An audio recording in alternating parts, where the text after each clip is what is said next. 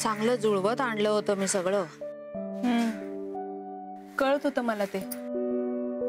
मलाही वाटतं ना ग, मुलानं सुनेनं आपल्या बरोबर राहावं.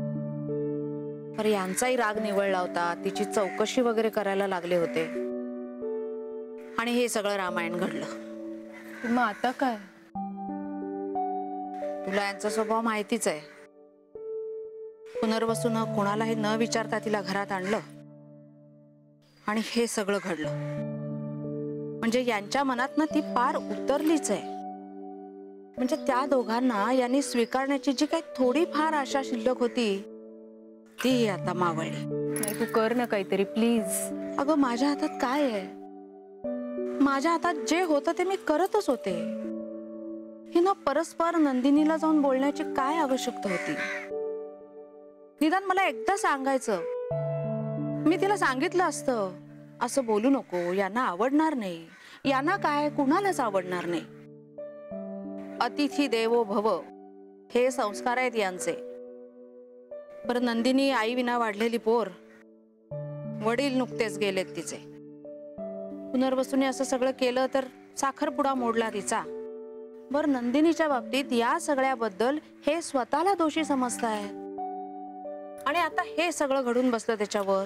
माई, झालं ते झालं, चूक झाली असेल तिच्याकडून, पण काहीतरी उपाय काढला पाहिजे ना आता त्यावर. ह्या सगळ्यातनं मला एकच मार्ग दिसतोय आता. उर्मीनं पुण्याला जायचं. माई, एकीकडे नंदिनी, एकीकडे उर्मी, हा तिढा सोडवण्याचा आता मला हा एकच मार्ग दिसतोय. अगं पण माई, आणि त्यातून यांनी नंदिनीला अभय दिलंय.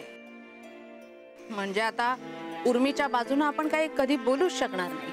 म्हणून तिने पुण्याला. आता पुन्हा असं काही घडायला नकोय. असं पुन्हा कशाला घडेल माई? आत्ता सुद्धा जे काही घडलं ते घडेल असं कुणाला वाटलं होतं का? चूक झाली असेल तिच्याकडून. मला तर वाटतंय की मलाच माणसांची पारख नाहीये, माझंच चुकलंय. चांगली वाटली होती हो मुलगी, काय निघाली बघ ना. ती नंदिनी बिचारी आई बापाच्या माघारी काय बघावं लागतंय तिला. मला माझंच चुकलं. मी म्हटलं आता लग्न झालंच आहे तर सून म्हणून माया लावायला गेले. सगळंच विसरून तिला जवळ करायला गेले. चुकलंच माझं.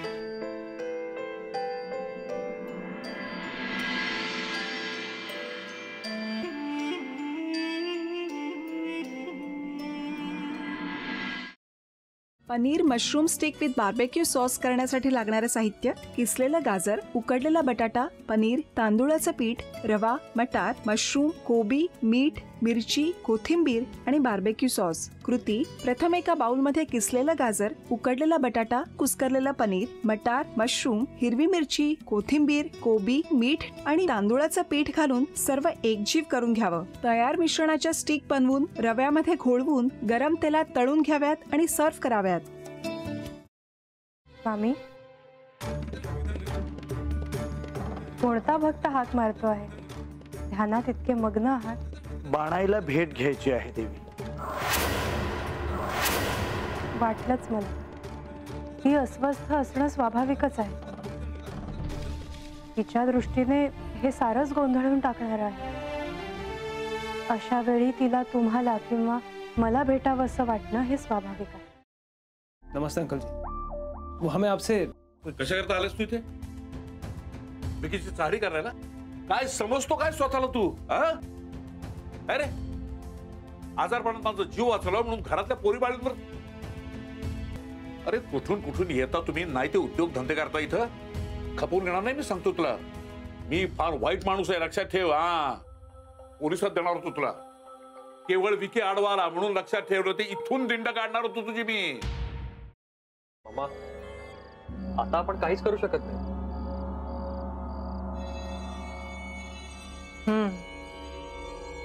पण आर्चिस, हे असं कसं शक्य आहे? आपण तर सगळे आवाज रेकॉर्ड केले होते ना, राईट?